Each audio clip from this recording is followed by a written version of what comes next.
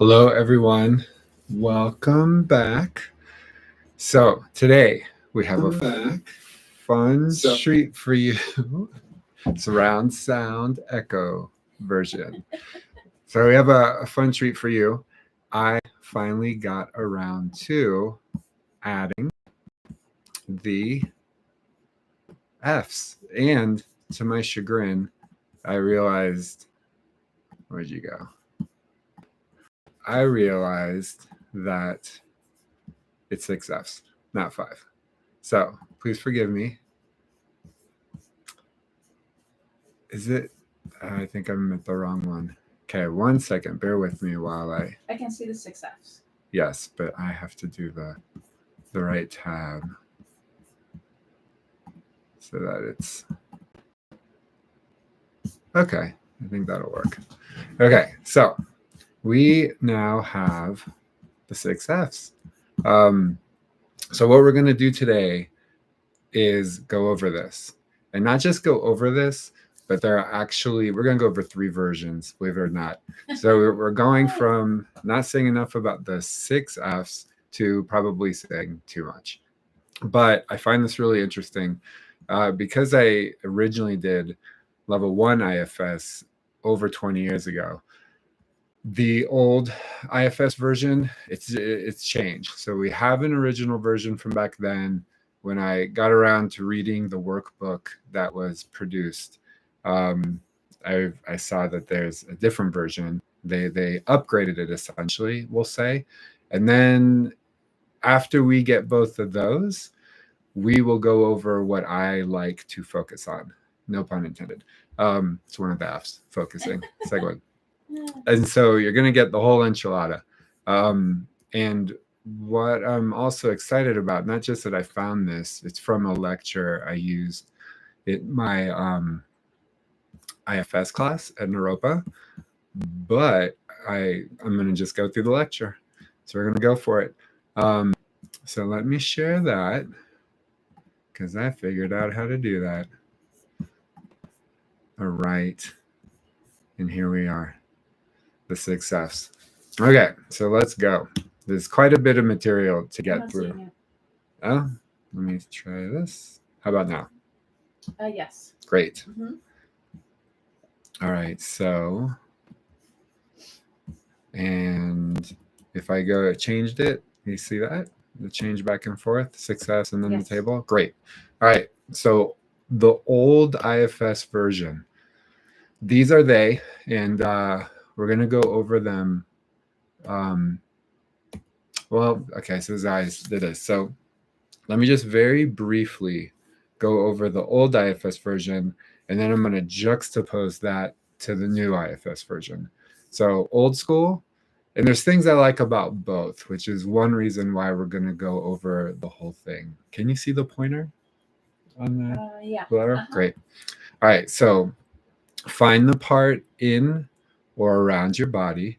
So this is after you've identified parts. And then Dick would asks, where do you notice it in or around your body? And then focus on the part. We're gonna flesh that out a little bit more, but I'll just keep it at that. So they're focusing on wherever that area is. They're simply bringing their attention to it. We're gonna say more about that later. Find out how the client feels towards the part. Just one of the F's. I don't know. Yeah, the order of this is a little bit clunky, I think. So we're going to refine that one. We'll get to it. And in the previous videos, we've talked quite a bit about this question. It is my favorite IFS question. And I said quite a bit about that previously, so we won't go into it now. Find out what the part wants the client to know about it. So that's a good general rule of thumb. And a lot of times you get into this protector part's history, when they started doing what they're doing, which is actually a phenomenal thing to find out, because then you find out how young this part might be. Most parts, most of the times, are younger, children part or teenager parts, in my experience. Befriend it. I don't think there's much to say about this back in the day, and this is one of the ones that carried over. But I think it's speaking to a general attitude of, be friendly towards it, be welcoming, and then find the concern of the parts. Is interestingly enough how it was originally presented to me. And then it got shifted to find out more about the part sphere, which we'll get to. But I like I've talked about earlier, I prefer the term concern. I think it's a cleaner, less assuming label. All right, so all that said, this is what I was originally trained on. Again, I think I've mentioned, I don't remember there being a lot of focus on this. The short version of this, which I do not recommend, is you kind of identify the parts. Where are you noticing it? You're early on, you're targeting, who you want to focus on, and it tends to be an exile part, like the emotions that people tend to not want to deal with, which are some version of pain. Let's just say that's oversimplified. We'll just say some sort of pain, something uncomfortable, unpleasant. So you're identifying that, and you want to work with it. You're wanting to create a self to part relationship with it. So then you're asking, how does a client feel towards that pain? And that's when protector parts might start to come in. And kind of the main thing, we watch Dick do is just ask it to step back. And then if it doesn't step back, then we contract with it. And that's the find the concerns of the parts. So that is just a more, colloquial version of this list. It was as simple as that. That was enough. But I think since then, there's been a lot more focus on being trauma informed, not wanting these pain or traumatized parts to just flood the client. So what I observe is that there's much more emphasis on the 6Fs. Can I ask a question? Please. All questions are welcome. I noticed that many of these are find out how it feels. And I'm wondering if it's a typo for the fourth one. Should be flesh out. This is straight off of a training, an intro training. So back in the day, the Center for Self-Leadership gave certain IFS graduates these introductory presentations to go out in the community and just present on IFS. So I did this at least once with an amazing IFS therapist in St. Louis, Mary Duperry. And so we presented this a number of times, and this is straight out of that. Oh, that's interesting. They had find twice. Find the part in or 3 times. Yeah. This was an earlier version. There, sometimes we make second editions. Sorry so to interject. No, it's okay. Yeah. It's all right. Interject. Maybe people might be wondering that. People might be wondering these. There's all questions are welcomed, all parts are welcome, and now we're going to see how they upgraded all of this. All right, so find. We still got find, and essentially this is asking which part needs attention. And again, first step. So the first step changed to essentially identifying parts, and that makes a lot of sense. That's good. I think I even said it when we're going through the old version. So we gotta throw that in there. So let's find who are we exactly talking to? Who are we talking with? All right. So first step, essentially identifying parts. Some things about finding. Together, you're identifying which parts are most relevant.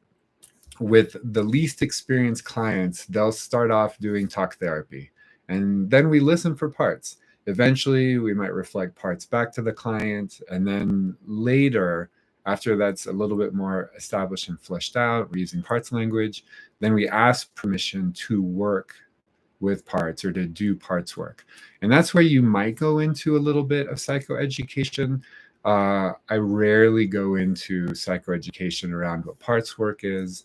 I might do that more when I'm working with couples and using IFS.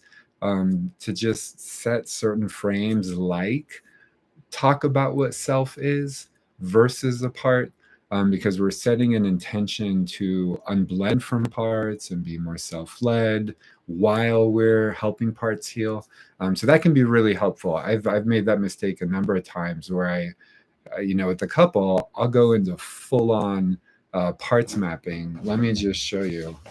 If you want, make a comment. I'll make a video about this. But this is one of my favorite exercises to do. Let me stop share so you can see this better. But I now have to find you. Where did you go?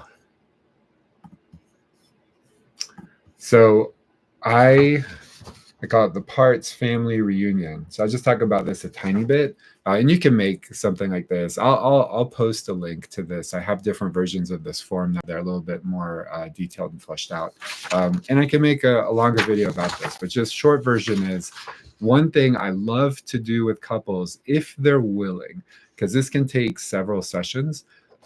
But essentially, you've got the couples there. They know a bit about IFS. They want to explore parts work. And what I have them do is I have what's called partner number one. I have them describe a part they see in their partner.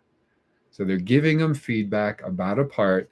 And then the reason on this form I have each box, I have a dotted line going through it, is because on the top part of the box, I will write how their partner perceives the part. And then I always let, and this is more important, let the partner whose part we're describing, let them describe how they experience the part. And both of those are important, obviously. It's always great to have some awareness around how we're coming across and or how we impact different people, because different people are going to perceive our parts differently. And for the partner receiving the part, understanding how the partner actually experiences the part can open up so much more understanding and compassion, which is ultimately where we want to get to. And then moving forward, what I encourage the couples to do, if they make this kind of awareness a strong part of their relationship culture, is relate to the part more from how the person experiences their own part. That is more healing, I'll just say, and more accurate. It's just more accurate. So then what we do, what I like to do is have them share in that direction, meaning partner one will describe the first part, their partner will describe how they experience it, and then I let partner number one describe the second part. And we stay with that for, say, 3 or 4-ish parts, because if you bounce back and forth, it starts to feel, in my experience, a little bit disjointed and potentially sort of schizophrenic. It gives it a nice continuity if you just let one partner name 3 or 4 parts and then reciprocate. But one of the powerful ways of using this when you've got it somewhat completed or even partially completed is, let's say I do this exercise and I get through 3 or 4 parts for one of the partners. Then what I'll do is I'll say, can I read through what we have so far? And I want you to see what you notice as I read these.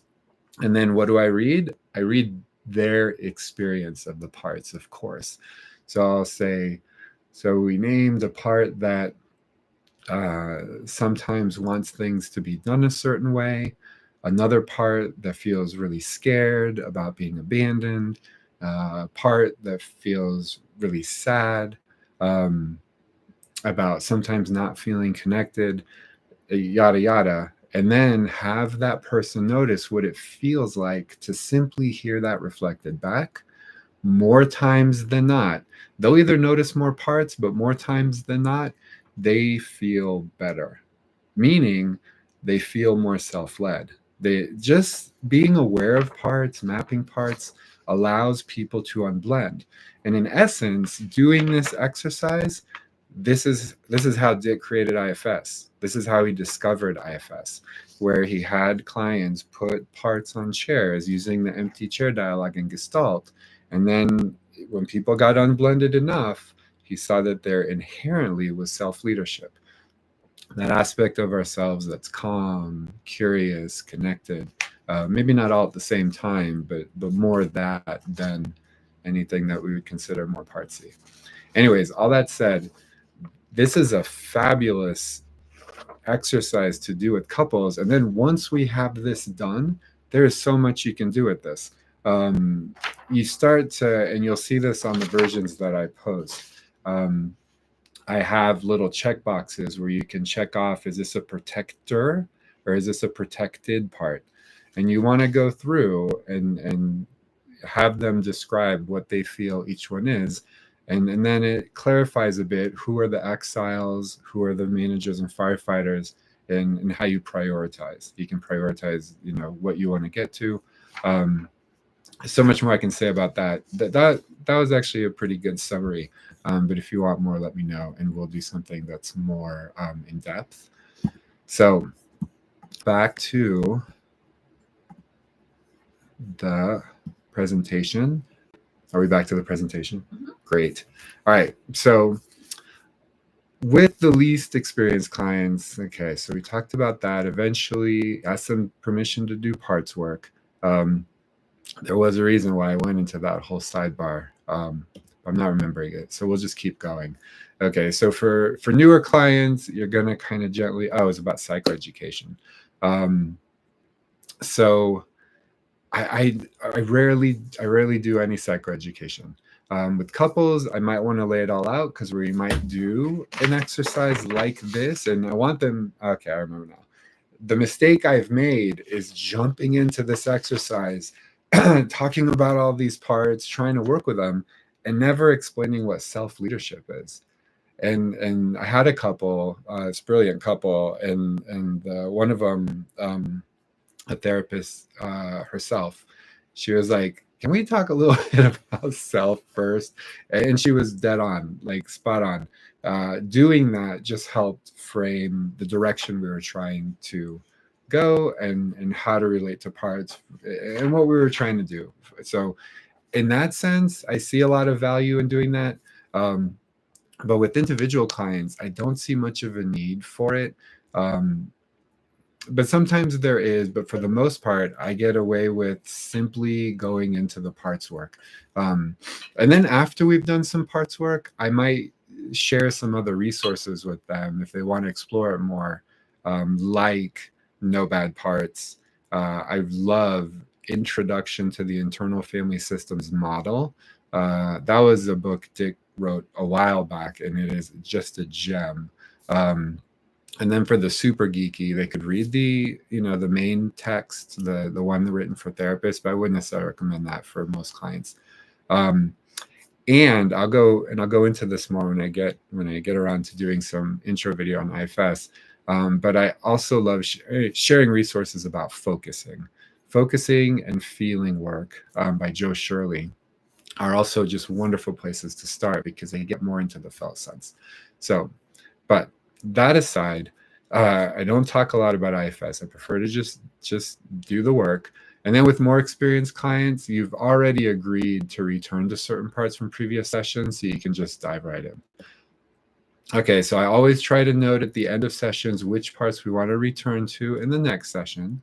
IFS in general likes to focus on continuity. I tend to be more flexible about this and prefer to trust what is most in the foreground. That's more of a Gestalt piece. Gestalt's really big on whatever you need to work on is going to be there in the here and now.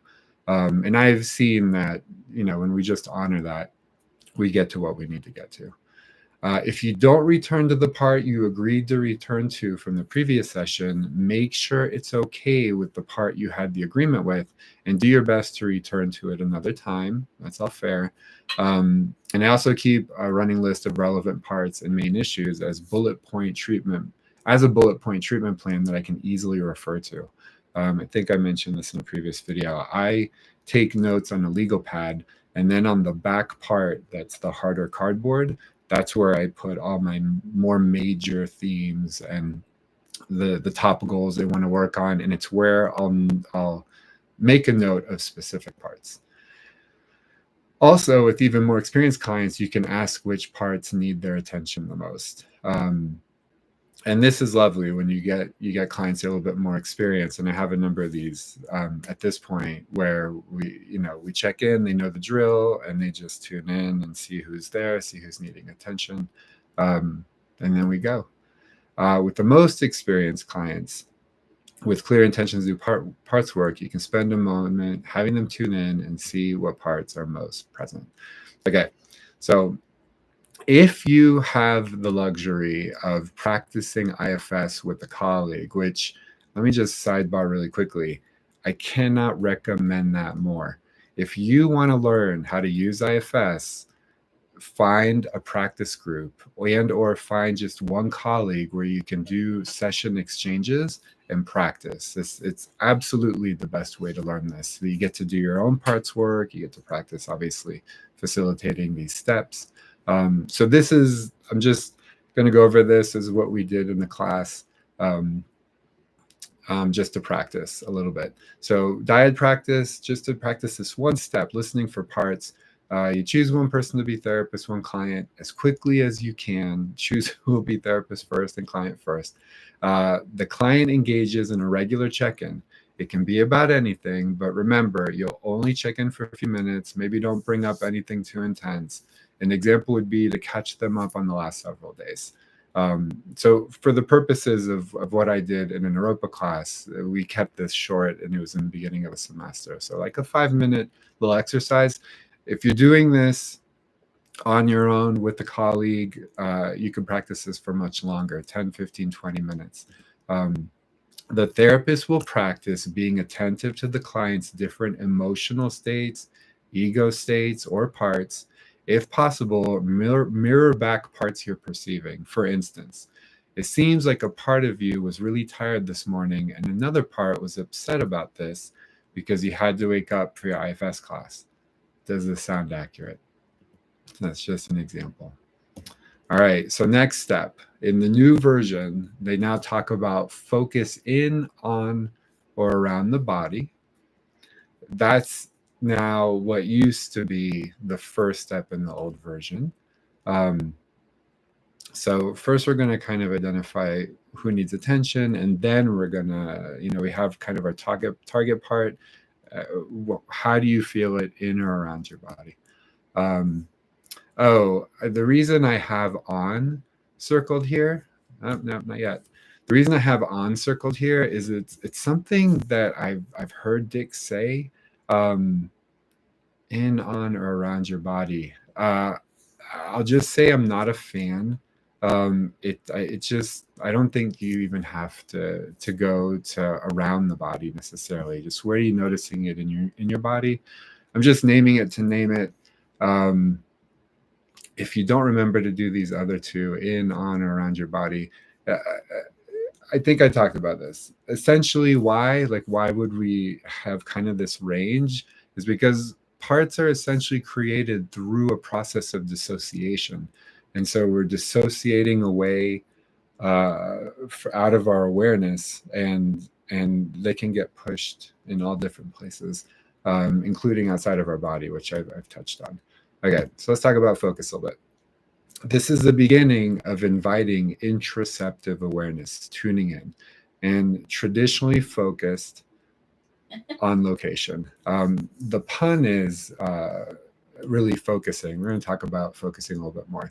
So where do you feel this part the most in your body is what I usually ask, and then just covered it. Where do you feel it in or around your body? Very rarely do I ever experience people with parts outside of their skin, but it does happen, and it doesn't hurt to throw that out there. In the IFS workbook, for some reason, they've added in, on, around your body, and I don't see a reason to do that. Okay, so that's where that came from. It came from the workbook. I don't even know that came necessarily from Dick. Yeah, that's enough said about that. All right. From a mystical lens, because I graduated from a transpersonal program that I now teach at, and it's just how I prefer to work, and makes a lot of sense to me. If it doesn't for you, no worries. Just think about this in whatever way you need to. I'll leave it at that. But we've touched on some of this. All energy has consciousness. With our consciousness, we can attune to any other pocket of consciousness and communicate with it. Attention on anything acts as a tractor beam to start to draw information about the object of attention. The most accurate information is gained from beginner's mind, being interested, if not curious, if not feeling acceptance. Again, I have a whole spectrum of self that I can go over if you all want. But this is the simplest version that you need to remember.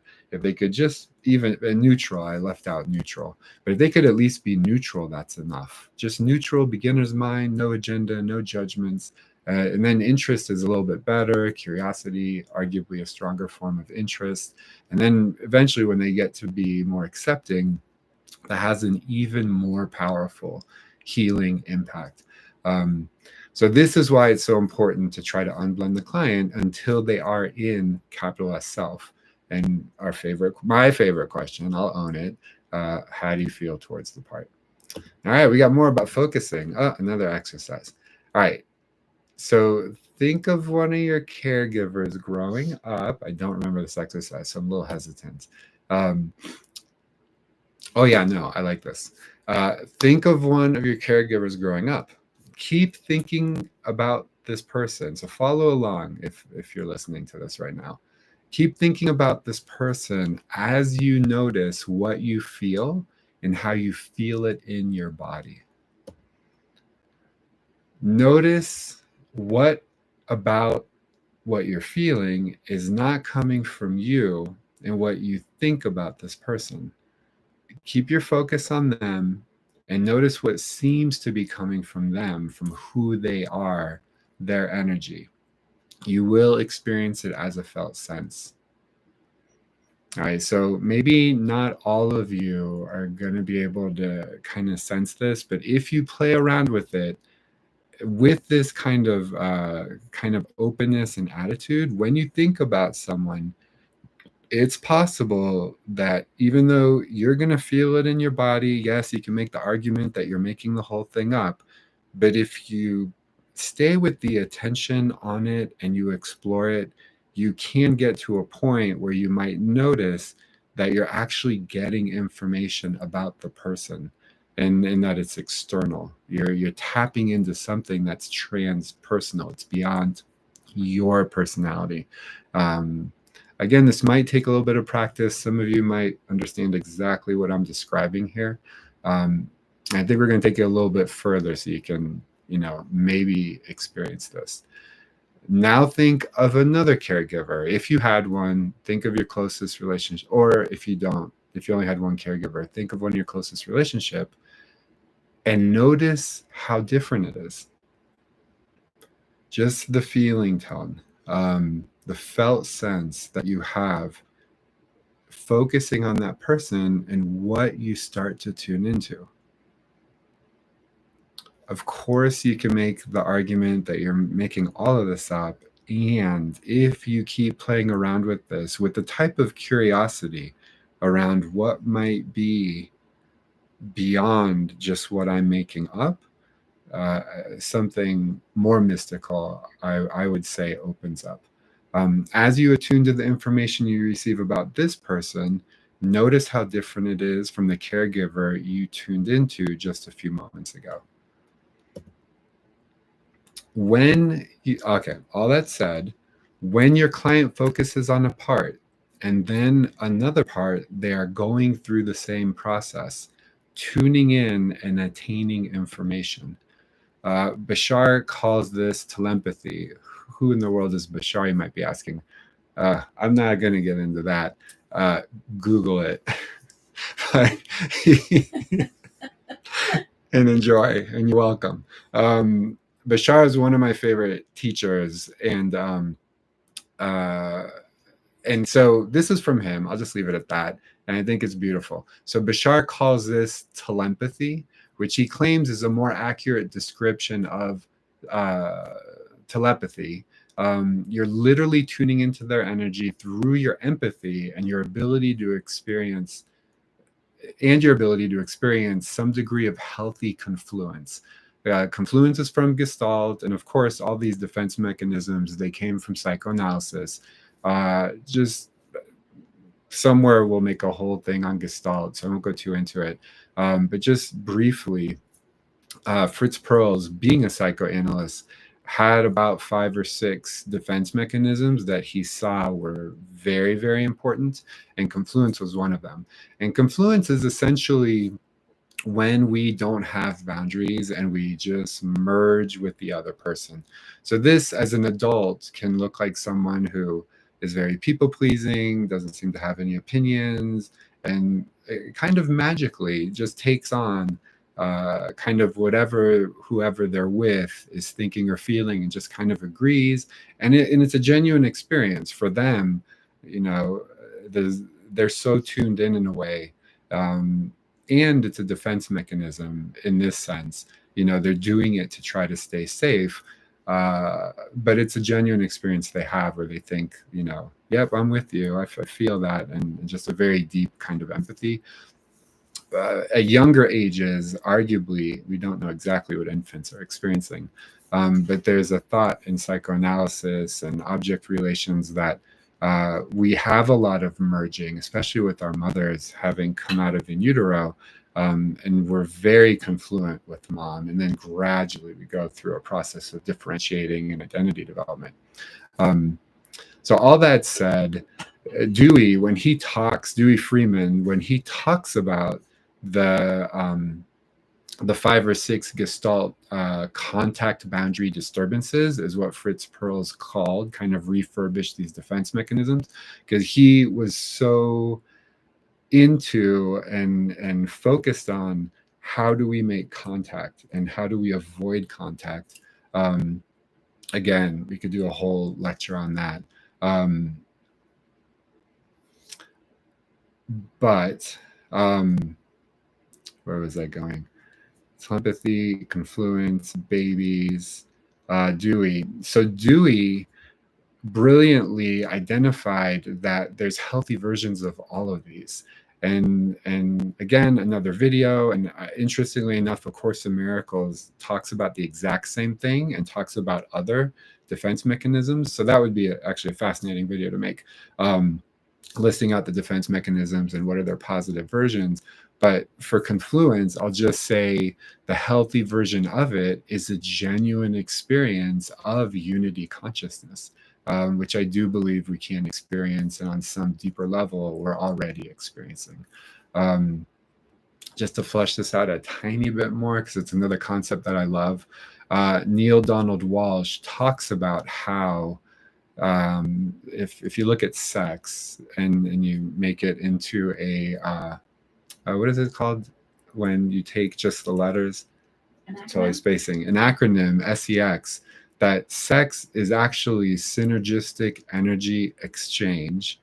Not a great acronym because X instead of E, but you get the idea. And he explains that sex is that kind of synergistic energy exchange is actually happening all the time with everything.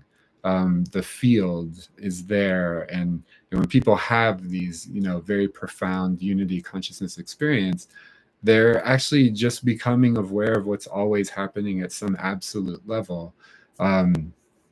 And sex is physical sex. If you're doing something that's very connected and more tantric, that's simply a very pronounced way of experience that. If that's what you're focused on, you might experience that, like a really strong, deep connection. But that speaks to this, like as a certain kind of therapist, we can become more and more tuned into this and essentially start to explore a type of shamanistic intervening. And so there's one more piece. So a healthy confluence is when we attune to another without losing our own sense of self, as opposed to the confluence I was describing earlier. And so what I love about what he says is that he claims that the channel we do this in is a channel of love. So the more care or love we have for the person we're focusing on, the clearer the information we get. If you're into working with psychics, I used to be. I'm not so much anymore, but I think it's can be fun thing to do.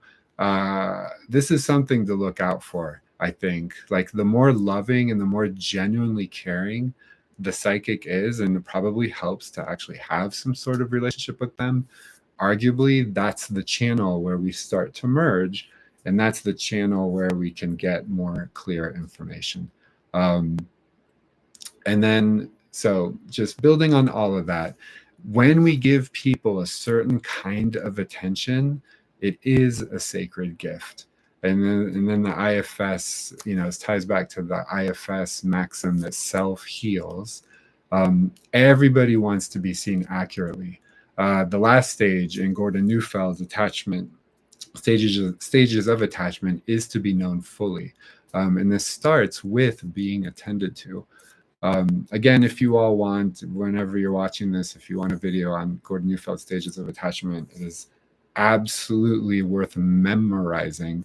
I'm not going to go into it now, but it's not an accident that you have all these needs met so you can attach more strongly to your parent, and then it culminates in wanting to be known fully.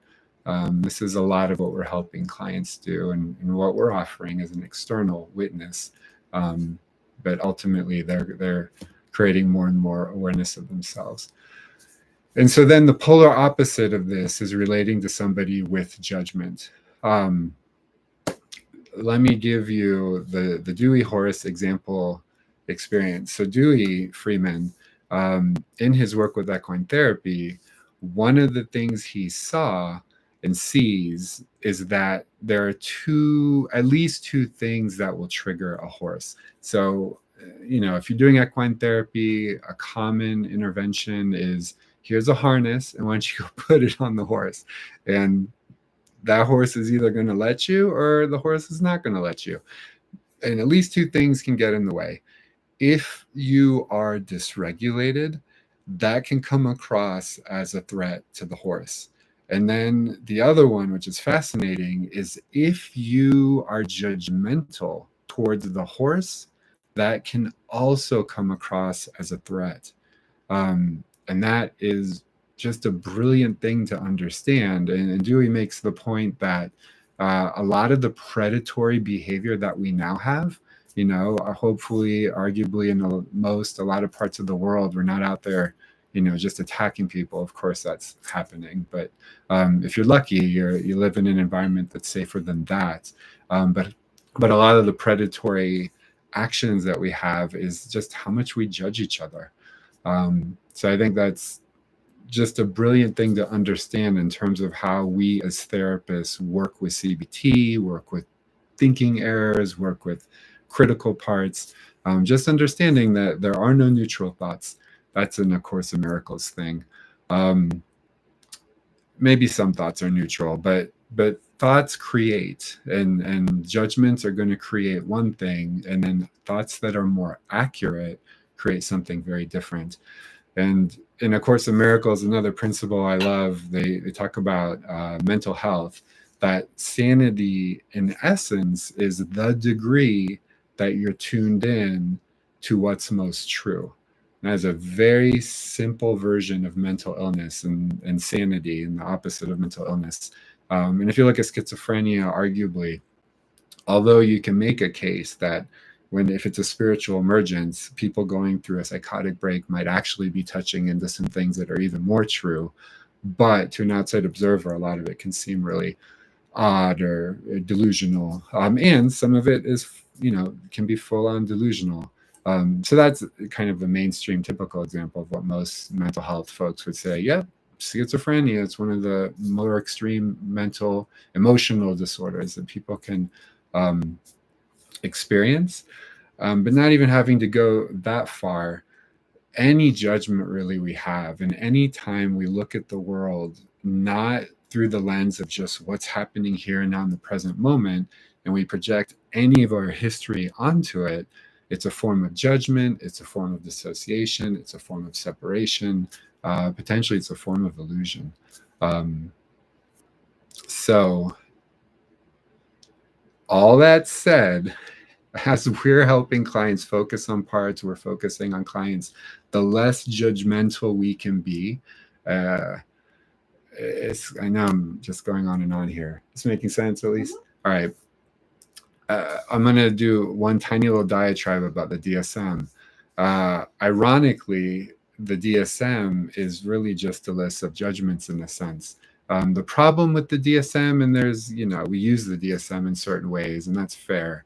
But one of the prices we pay in using the DSM is it's a judgment, and a lot of them are very stigmatized. But even more importantly, the judgments are static. Like if somebody is called just, you are X, it's frozen in time. It's static. People are changing all the time. So just in that sense, it's just a lie. You're already getting somewhat delusional and dissociated. So I think we got to be really careful with DSM diagnoses and not get, too focused on them. We use them when we need to, but Ross Green, one of my favorite parent trainers, he talks about how the DSM is good for two things: billing insurance and giving us the illusion that we're working with homogenous populations. To a large degree, I agree that is largely true. And you use it for what it's good for, but then let it go and be with this person and get to know them. Okay, so focus a la the empty chair. So as we've discussed, using the empty chair can help create a more direct, strong, and clear connection and attainment of information.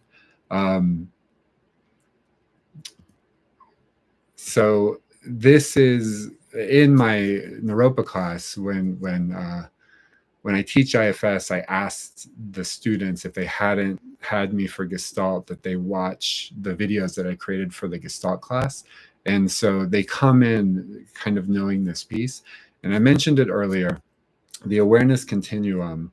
Again, this is a whole nother video. But just being able to fall back on at any time, what are you noticing now? Tell me what you are aware of right now. And so overlap with Gestalt and IFS, tell me what you are experiencing in your body. So I'm just making the connection for my Naropa students with this slide. Getting a little bit into the Hakomi influence on IFS. So Dick has recognized Hakomi's influence in IFS. And Suma Kano, who developed somatic IFS, was trained in Hakomi and sensory motor integration. Hakomi, of course, was created out of Gestalt. It's kind of funny. Just yesterday, Cherie and I were talking because she's doing an online course on Hakomi. And what did you say when? It's so similar to IFS. It's so similar to IFS. And then what did I tell you? I don't know if I should. No, yeah. It's private. We're only going to be so authentic, millennials. I'm so sorry. Or no, it's not even millennials. It's more Gen Z. Hakomi came out of Gestalt, is what I said. That was a nice version of what I said. But Ron Kurtz, when he got out of grad school, he did 2 years of group practice with Stella Resnick, who is a very well-known Gestalt group psychotherapist. So he learned all the Gestalt things, and then he's like, I'm gonna make my own thing called Hakomi, and Hakomi is lovely. And I had a friend of mine, a colleague, who did all the Hakomi training, and I asked her one day, I said, tell me about Hakomi. What is Hakomi? So she ran through it, and pretty much 80+% of what she said was Gestalt. So just a funny little sidebar. Dewey, during our supervision groups, I'm all excited about IFS, and of course I love my roots in Gestalt. It helped me become a much better IFS therapist much more quickly. But at times when I would share a bit about IFS, I didn't get very far. His knee-jerk response was, that's just Gestalt. And he's not wrong. It's a lot of Gestalt. It isn't just Gestalt, which is, what we're fleshing out here. But Gestalt is the foundation. It really is. So it behooves you to get more training in Gestalt. As I just covered this, Ron Kurtz spent a couple of years, running those groups with Stella. Hakomi seems to have helped, this is my take, helped contemporary Gestalt become more relational over the years. Gestalt certainly needed it.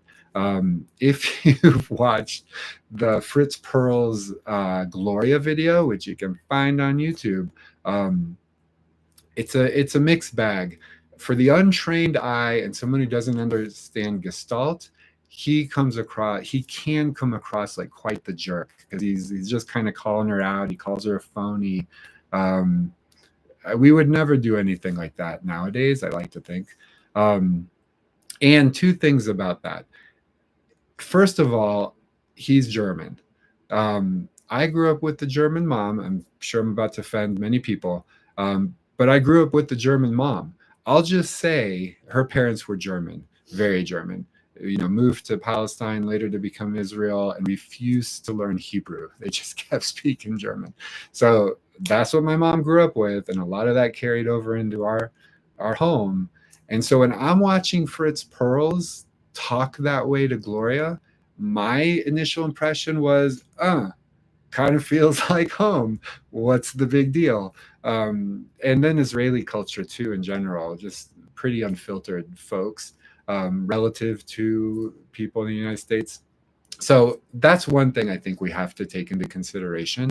The other thing is, if you are aware of what Gestalt is, their values of authenticity and making like honest, congruent contact, if you watch the Fritz Perls Gloria video from that lens, you can see the care that he has. I could see the care that he has for Gloria. And so I have these notes. It's on the to-do list. I went through that video and I'm almost done with it. I ended up getting distracted. Shocking. But I went line by line in that Gestalt video.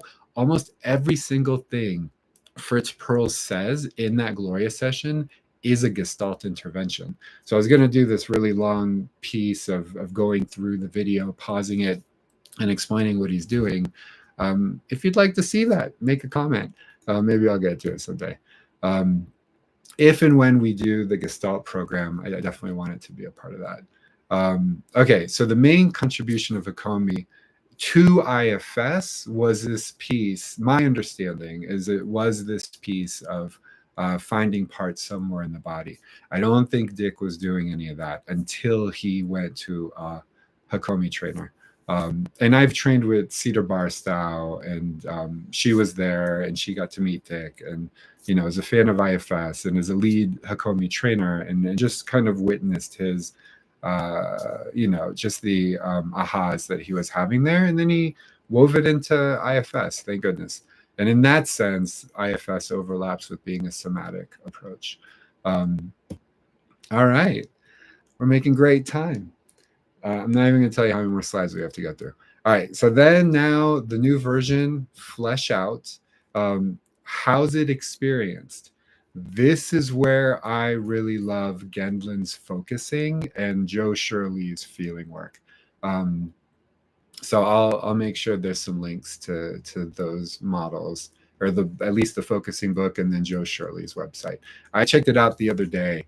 He's got now like a nice little community thing where you can join for free or you can do a paid thing, and where he has for the free version, he has kind of an introduction and then he walks you through his process. I strongly recommend you look that up, you do it, because these folks do the fleshing out to the nth degree, and this is where the felt sense comes in. So here you're exploring how the client experiences the part. In IFS, they say a part can show up as a thought, a feeling, sensation, image, or some other way.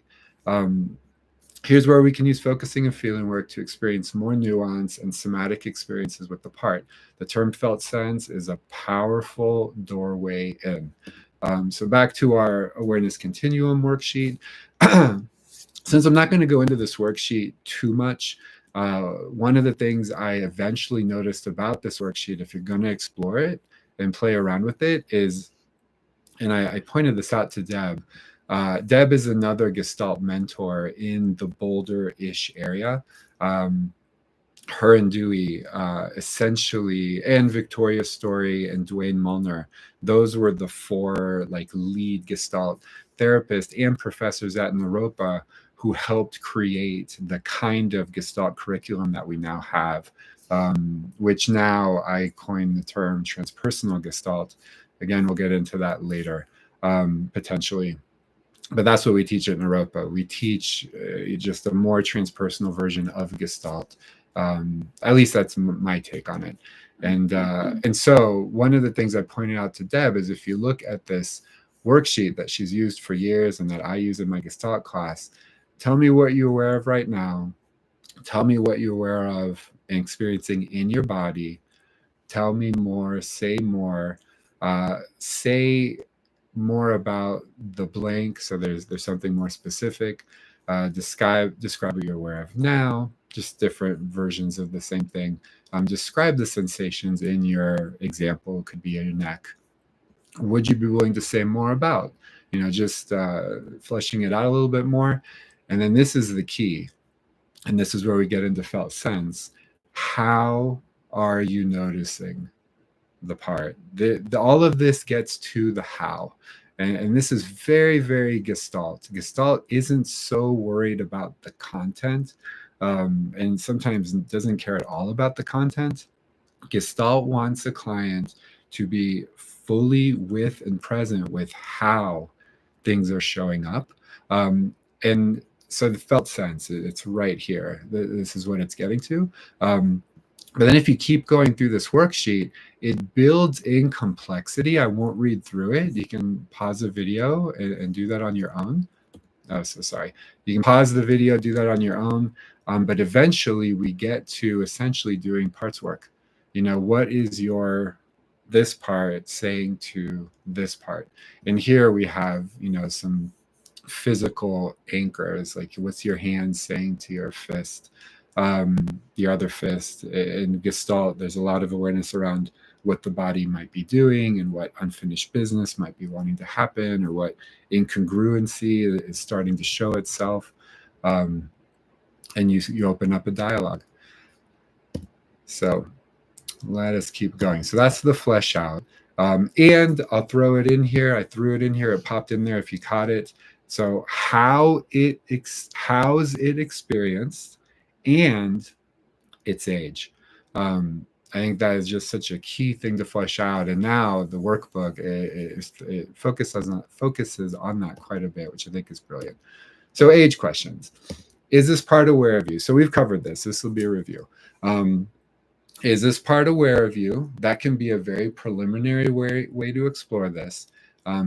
Beyond that, if you're going to get more detailed, which I do recommend getting to eventually, does this part know how old you are? Or the most complex version of this, how old does this part think you are? And let me hold off on my thoughts because I'm realizing I'm covering everything in the slides. I don't need to say it twice if I just trust the slides. All right, one of the most brilliant questions you can ask a part, these three, there is a retrieval baked into the question. So those of you who are much newer to IFS and making your way through these videos, retrieval is one of the steps later. So we identify parts, we unblend from protector parts so we can, lead from self as we're working with whatever exile. Once that's established, we witness the exile. Maybe we do some redos, and when all that's good, the part feels like you get it and the part trusts you. Sometimes you don't have to worry about the trust. It just kind of seems obvious, but if things stall out, you might explore, does this part trust you? Maybe not. And so you work through that. Then it sets the stage to retrieve the part, which is essentially bringing the part into the present moment. And the age question, one of the reasons this is such a fantastic question, really to potentially throw in at a lot of different moments in the work, is because it offers a chance to, it essentially retrieves the part. It brings them more into the present moment. And so it can show you how old the part is or thinks they are. If you're asking the part, if you don't know how young the part is and you ask the part, how old do you think I am? And the part says 5 years old, then that might be how old the part is. And it can show you obviously how old the part thinks the client is.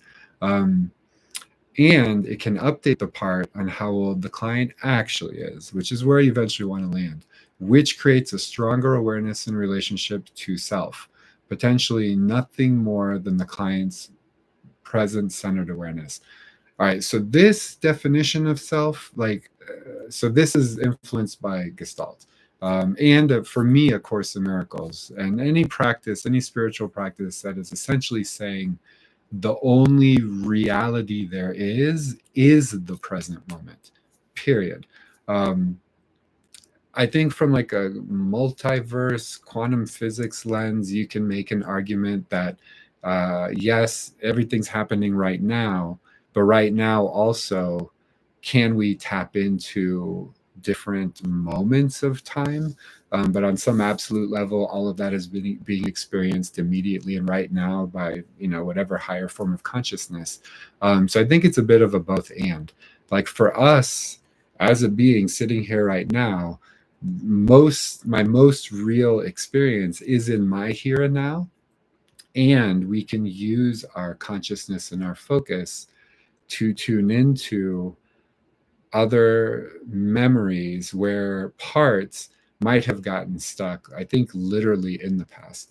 The way Bashar talks about this is that when you think about time, a helpful metaphor is that all the different moments of time are happening right now, but it's as if you could pretend like there's stacks of paper, all one on top of another, but they're all happening right now. Your focus though is just on one particular piece of paper, and then you move to the next piece of paper. But with your consciousness, you can, I think, metaphysically, mystically, shamanistically, literally time travel. And I believe that's what's happening when we're doing this kind of parts work. All that said, for our purposes as humans in any particular moment, self, like the most self, is in the here and now.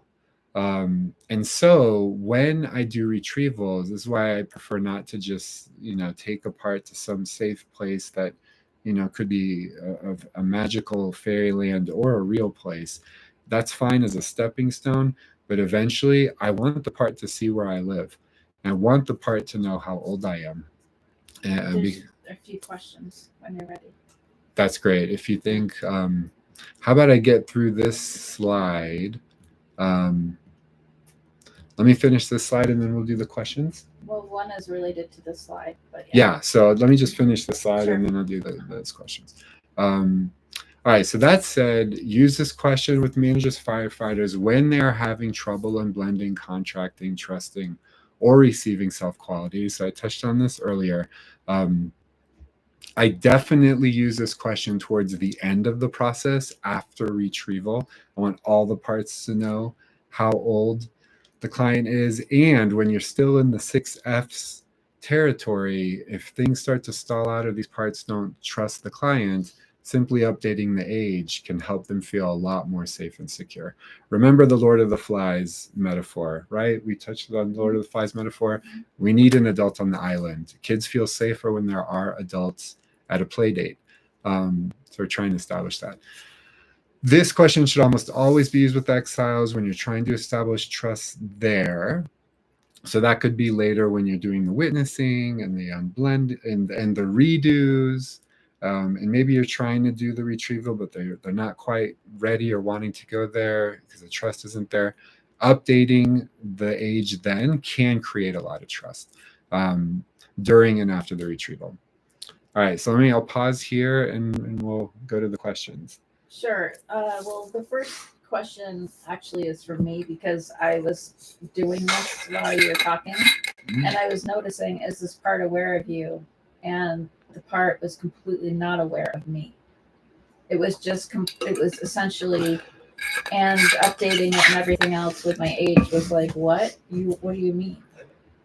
Like, that's a gold mine of like when that happens, when you're working with a client and the part has just no awareness of who the client is, Yeah. that is a wonderful, wonderful opportunity for that part to do the age update as they're ready, gently, while processing whatever feelings they have about it. Most of the times it's positive and relieving. Yeah. They're like, what? I'm not alone. What? I get to hang out with you. You're amazing. Yeah. Sometimes there's grief. It's like, what do you mean you're that age and It we're was just pure confusion. pure confusion. So Like, confusion. what do you mean? Yeah. Disoriented, confused. So confusion.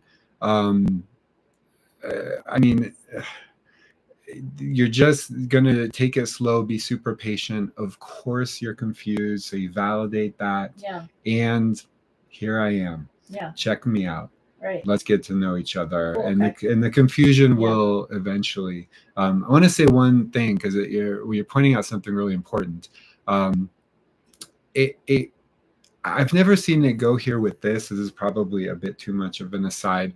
But when we're working with couples, when somebody finds out something that then changes everything from before, that can land as a kind of betrayal. And I'm just naming it to just name how significant it is. With these parts, it's not it doesn't, I've never seen it play out quite like that, but just understand how impactful it is for these parts to have their whole worldview rearranged. You just want to really honor it and see it as kind of a sacred moment, which is why I got excited when you're like, yeah, the part has no idea who I am. My experience leads me to feel super, super excited about it, because for that part, they just won the lottery. Like, that's huge. Like, yeah, it's huge. I mean, I had fantasies growing up of having an older sibling. I didn't want to be the oldest sibling. And it's because the whole house was such chaos. And I noticed, you're getting a little emotional, if I can name that. And it's very powerful. So, yeah, great question. Okay. So there's a couple of questions from, and sorry if I'm pronouncing your name wrong, it's Rieko. And the first question is, how would you work with clients who have difficulty experiencing parts in, on, around their body? For example, they feel their parts in their head. That was the first question. Great question. We'll just do them one at a time. Sure. Great question. So you want to fundamentally just stay with however they're experiencing the part. And the thing is, if they experience the part in their head or wherever or as an image, you're golden. It's good enough. You stay with that. And then what tends to happen with most people is eventually it will start to extend and expand into more of an awareness. I'll give you an example. When you watch a lot of IFS demos, especially folks who've done so much parts work and they're, it's filmed in a training, people very quickly get images of parts, which is, in a sense, a more intellectual channel. I've worked with a lot of folks where it's actually the exact opposite.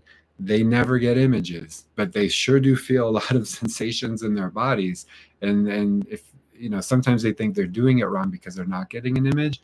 Nobody's doing any of it wrong. Remember, it can be experienced as a sensation or a thought or an image or a feeling. That's kind of the IFS, what they tend to name. But there's a lot of other channels that we could explore. And that's again why I like felt sense, because again, this is such more nuance. But the bottom line is, just staying with the example of clients not getting images. When you're working with someone like that, what's interesting is later, and it could be years later, but eventually they do start to get images. I believe, and this is from Arnold Mindell, he talks about this in terms of channels, and he's laid out like 6 or 7. So he's got the usual that IFS talks about, the emotional channel, mental channel. You could argue there's a more intellectual channel and physical channel, and in conscious heart integration, my model, those are the 4 I mainly focus on in a way. But Arnold also talked about a relational channel. And then he gets into other stuff that's more transpersonal, like different transpersonal channels. His take on, if we're just going to go to the extreme, like what's an enlightened person? For him, it's somebody who's aware of all the channels. All the channels at one moment, they're able to be with all of it, and maybe even then be able to tap into all sorts of transpersonal things. So I do think that's an interesting thing to consider in terms of what's the long arc. But another thing Arnold fleshes out really beautifully is that people have channels that they're familiar with, and then people have channels that they're not very familiar with. And for most people, most of the time, um, they're more familiar with more intellectual, mental channels, and they avoid the emotional or physical channel like the plague. And there's going to be a lot of parts and dissociation that can happen where people are kind of numb from the neck down. Very, very common. And so what he says is that you have to be very patient. He makes this distinction about folks who are more rigid and then folks who are more fluid. And thinking about it in terms of familiar and unfamiliar channels, the way he describes it is when someone comes across as kind of rigid, what he's saying is happening is that they're in their familiar channel, and then they might, for some reason, start to touch into a less familiar channel, let's say from mental to emotional. They're not used to it. And because of that, there may be a lot of energy that built up there, and they're not willing to stay with that edge, or they're not able to stay with that edge. So they very quickly go back into mental. And that's where Gestalt is talking about contact boundary disturbances and good old Freudian defense mechanisms. Defense mechanisms essentially are trying to avoid something that, to oversimplify, it's just too painful, or we don't want to address it. But why? Because it's too painful. So all that said, someone who's fluid, when people come across as more fluid, those are folks who are able to experience their edge and stay there. Maybe not forever, but they're more fluid and slow in how they move away from that and into that. And so again, as a long arc goal, you can just start with however they're noticing parts, start the dialogue, start the F's process, however they might be noticing. If it's in the head, it's fine. And you're just trusting that eventually it will expand from there. Now, all that said, that's kind of the very holistic client-centered version of this. If you're going to take it a little bit more directive, you can start to ask questions like, are there any parts that are concerned about becoming aware of, dropping into the channel of what might be happening in the body? So that can be very, very eye-opening. And here's another really important one to consider. If someone's feeling nothing, guess what? That's a feeling. That's a sensation. That could be dorsal vagal numbness. Again, a whole nother program I'd like to get to is my version of talking about polyvagal theory. I've got some really amazing maps and diagrams that I've put together from a bunch of other folks. But just to shorthand it, when we have threat responses, we tend to go from the more human ones to the more primitive ones. The most human threat response, if someone's threatening us, is to just try to talk it out like a human, and work it out and preserve the relationship. But if that doesn't work and the threat gets stronger, then we start to get defensive. And I'm skipping over a few, but then let's say you start to get defensive, and that feels colder. That feels a little bit more reptilian. We're now moving from human nervous system to a little bit more reptilian. And if the threat continues to increase, we're going to bump it up into anger. And anger and fight is actually relatively a fragile response. If we notice that the threat's getting worse and worse and we can't take this person, we'll then go into flight, which is more anxiety based. But then if none of that's working and or we start to get overwhelmed, eventually we go from sympathetic activation. I kind of skipped over it, but the human one is ventral vagal. This is polyvagal theory. So ventral vagal, the most evolved one, the newest part of our nervous system. We go from human to then fight flight, sympathetic activation, which is a bit more primitive. And then if none of that's working, then we'll go into the most primitive defense response we have, which is freeze and dissociate and collapse. People have described it in different ways, but essentially dorsal vagal shutdown. And so a lot of folks, when they come in and they're like, I ain't feeling nothing, it's because they're actually swimming in the land of dorsal vagal. And so when you start to work with people from a more autonomic nervous system lens, they'll, as you doing work with them, that will start to de-thaw. And then next thing you know, they're starting to feel a whole lot of anxiety. And they think something's gone wrong. Nothing's gone wrong. Whatever was left over and didn't fully process, if we ended up in freeze, we now need to kind of go back, and they call it the trauma wave, and process these leftover energy states and reactivity states. Some people call them defense completions. And then eventually we get to the more ventral feelings, but it can go anxiety, and then we keep processing, we hang in there, and now we realize we're enraged around what happened. And then you stay with that, and then before we know it, we're grieving. And that's the most human feeling, which is why therapists are, we're kind of blamed for making people cry a lot. And it's actually a good thing to get to those kinds of tears finally. My point being, relative to your question, a lot of these folks are actually just so dissociated, so numb, so dorsal vagally run, that that's simply where they are. So what you can start asking is, you're assuming as a clinician that this potentially is implicit memory, that you're tapping into some of the states that some exiled part has. But a lot of times, if we experience a bunch of trauma and we forget the trauma, or we repress the trauma, we don't want to think about the memories, that's fine. That would be the explicit memory. But we don't have the luxury, really, of controlling the implicit memories, the feelings and sensations. And so years later, we might wonder, why am I so numb? But then if we can stay with the numbness, we don't even know, but we are. And so that's our trailhead in a sense. And so if these clients can just kind of stay with the numbness, get curious, do the 6 F's around it, do some focusing with it, and then you can ask some more directive questions like, how far back does this kind of numbness go? They'll get the information. It's like, oh yeah, I've been this way ever since then. And now you have a part to work with. And almost immediately, oftentimes, the moment you make that connection, other emotions start to come in. There maybe then starts to be a little bit of grief. And it could be also just tears of relief that some of this is actually being identified and named and related with. Yeah. So there's 2 other questions and then a comment from the same person. Sure. Ask you, or? Yeah, let's stay with her. I don't think it's a female, but yeah. Stay with that person just so we can keep the thread, and then we can bounce around to other folks.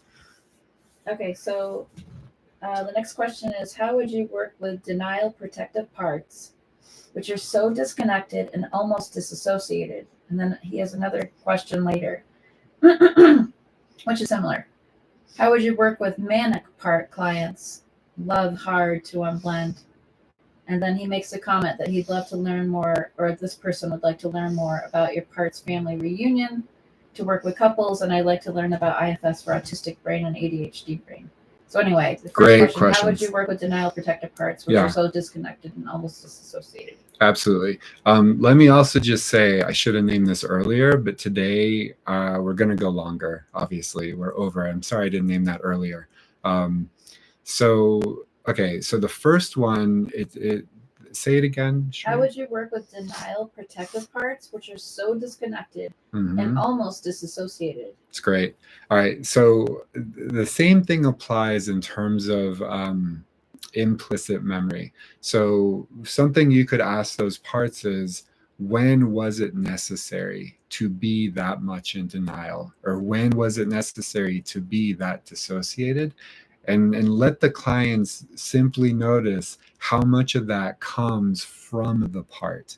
Oftentimes, I think I touched on this earlier, when we're working with a particular part and then the client starts dissociating, it's really easy to think, oh no, some protector dissociative part just came in and they're kind of sidetracking us. Okay, fine, we got to do all the 6Fs now with this dissociated part. But oftentimes, if you simply ask the original part you're focused on, was that also part of your experience? As you were showing us, the abuse and the sadness, is one of the ways you coped with it dissociating? And almost always the part will say, yup, that's also mine. That also was my experience. And so as soon as that's established, the client's able to unblend by default, or is unblended by default, and can start to relate to it. And at that point, you can go back to, oh, wow, so this is that parts dissociation. And you're getting more of a sense of why they would have gotten there. Does that make sense to you? Oh, of course. Great. Let it know you get it. And you could weave in, how are you feeling towards it now? Oh my gosh, it feels so compassionate. Great. Send it your compassion. Notice how it responds. So my short answer to that one is explore it as implicit memory. And we're gonna, no, I think we touched on it, but if not, we'll get to it. And or find out what the concerns are, if it's something that's actively happening right now, and or update the age. That all of those interventions can be super helpful. And then how would you work with manic part clients? Love hard to unblend. And this person also said, great, it makes sense. I will be really curious and trusting people's experience. So helpful. Thank you so much. Yeah, great. And so the manic, these are great questions. So the manic one, it's basically the same thing in a way. But here's the interesting thing about manic energy. So consider a couple things. First of all, when people go bipolar, and or eventually schizophrenia, it's very, very common, manic, that they tap into all sorts of energy. So that's exhibit A. Where does that energy come from? You might be asking. I am asking. Exhibit B, when people have these Kundalini awakening experiences and they're, working with their energy, and then all of a sudden they can become manic. Where does that energy come from? Exhibit C, compare the energy level Uri had as a young child, probably came across somewhat bipolar, if not ADHD, to the exhausted homeschooling parent we see today. Where did that energy go? That's exhibit C. I have a theory and an experience at times that we actually have a whole lot of energy waiting for us to tap into. So all that said, sometimes the manic stuff, and this gets into all the polyvagal stuff. So here's the thing. We'll stick with polyvagal, and then we'll go more into kind of transpersonal. So from a polyvagal lens, let's say, for example, you're in your ventral vagal, everything's going great, you're driving in your car, and then boom, out of nowhere, you get hit by another car. You're in a car accident, but you're safe, you're fine, you don't get physically hurt. But what happens in that nanosecond of the car getting impacted? You actually go through all of the defense responses. So maybe for a split second, you're relational. On the most split second, you're like, what the fuck? Like, I can't believe you're a horrible driver. Now my car's gonna get totaled. But there's some sort of dialogue. It's relational. And then the anger, you could hear the anger baked into that. And maybe you're completely freaking out. And again, nanosecond, because the threat is increasing so quickly in that situation. Before you know it, you are so dorsal vagal, which is amazing. It's an amazing response. Your body is flaccid, right? Is that the word? Limp. You're completely limp, and that keeps you from breaking more bones than you would have otherwise by just fainting, essentially, let's call it. But before you got there, even if it happened like that, all that other energy came online. It's there. It's still in there somewhere. It just got completely bypassed. Could we call it dissociated away from into dorsal vagal, but that energy doesn't go away. So then you have all this pent up defense completion energy that doesn't go anywhere, but is simply very offline. You can call it repressed. And so when people come into our offices to do, say, trauma work on a big T trauma like a car accident, if you're doing a very somatic approach, all of that can get unpacked and resurface. Now, here's the thing. If they're not lucky enough to find a safe enough place to process this stuff, then they're stuck in dorsal vagal shutdown, which can deceptively come across like depression. That energy is still in their nervous system. And so this is why, from a DSM standard, you cannot diagnose someone, or at least maybe they've changed it. I hope they haven't, but I can tell you why they might have. But you're not supposed to diagnose people with bipolar unless they've had at least one episode of what? Major depression. So that's interesting. And so I've worked with folks who have reached this really depressed state, chronic depression, and not grief, not tears, but just flat, can't get out of bed, not a lot of energy. So we're working on things. And then eventually, all of a sudden, they're coming in and they're running every day. And it can seem kind of like things are just getting better, but it's a bit extreme and it's a bit all of a sudden. And there's something about the way the energy is that feels a bit untethered or kind of edgy. And man, they don't want to have anything to do with how they were feeling before, because this just feels really good. And they're talking kind of fast, and you try to engage in dialogue and they talk right over you. And it's almost like they don't even hear you. If you have a chance, look up the Charlie Sheen interviews he did when he was kind of in his bipolar states, which was drug induced, which can be a little bit of a different flavor, but you can get a sense for it if you don't already have experience with it, that there's kind of like this edginess to it, this agitation, very different than someone who's just alive, alert, feeling great, has tons of energy. So anyways, all that said, just to understand what is that manic energy, when I think about polyvagal, it seems like what they're tapping into is this untethered version of the sympathetic activation that didn't fully get digested. And now finally, I mean, we know this, I go over this in the polyvagal stuff. If depression doesn't get treated, we've seen it's you're vulnerable to potentially experiencing bipolar. And what's interesting is with these kinds of clients that I've had, because I'm trained in IFS, I'm able to talk to these hypomanic parts. In the beginning, it's just kind of hypomanic. It's not full-blown mania. And so you're talking to them and you're like, hey, I'm glad you're feeling better, but and here's a holistic parts way you can oftentimes diagnose bipolar. When you ask the manic parts, what happened to those depressed parts? Do you still feel them? They don't bat an eye. They're like, oh yeah, we sure do. And we're not going back there. But when they tune in even just a little bit, they can feel it. At the same moment, bipolar. You've got them both there in the system. And what's really cool is sometimes you can facilitate things where this energy that's coming back online, if we're thinking about it in terms of coming back through the polyvagal, trauma wave, this needs to happen, but we want it to be grounded and we want it to be integrated.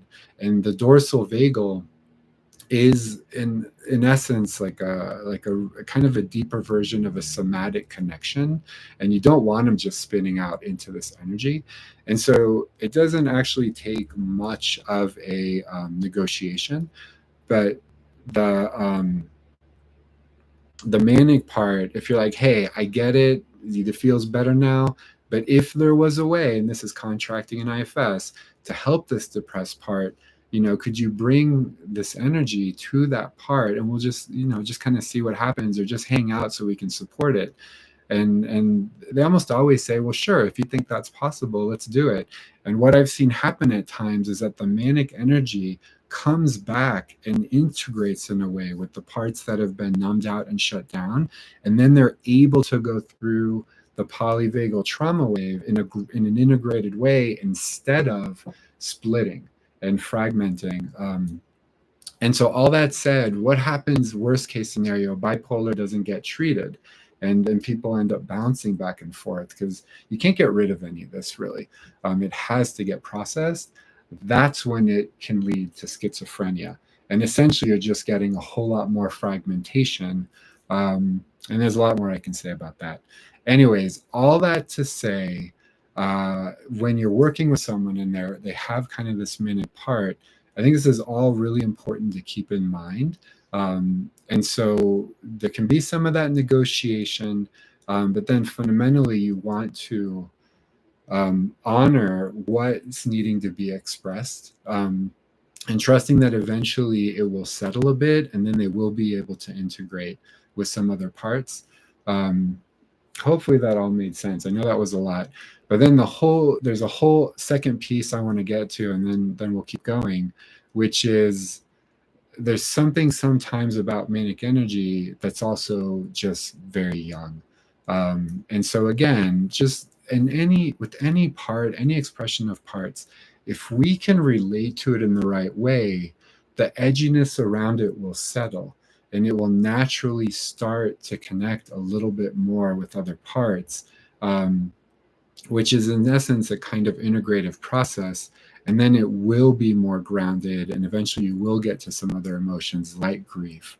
And that can take a little bit of time, and can be a bit hard when people are like really manic because they're so untethered. But you do your best to just work with what's there and establish, in essence, you could call it direct access, where you're staying in self and relating to the part. And then eventually it starts to settle a bit.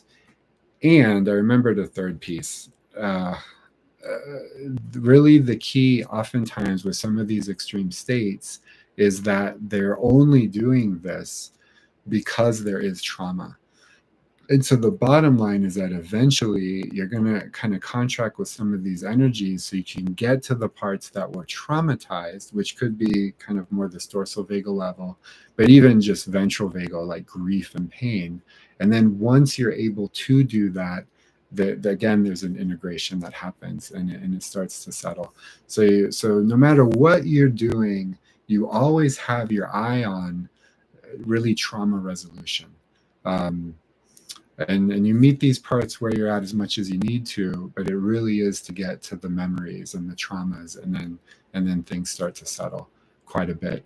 Or those are parts that are directly connected to the trauma. And again, there's essentially a type of implicit memory, sympathetic activation or otherwise. So you just kind of stay curious as you're sussing all that out. Hopefully that was helpful and clear. Okay. Seems good. Okay, great. Was there more questions? Or we're good with questions. All right. I see we've gone an hour and a half. I think I was wanting to get through all of this today, but part two. Part two. It was probably going to be like a part, 2+. So we'll pause here, and I'm going to make a note. How do you feel towards that part in the slide? And I'll just say we'll pick up here next time. I'll make sure to make a note, and appreciate your attention, and to be continued, the 6 Fs or bust. All right, bye everyone.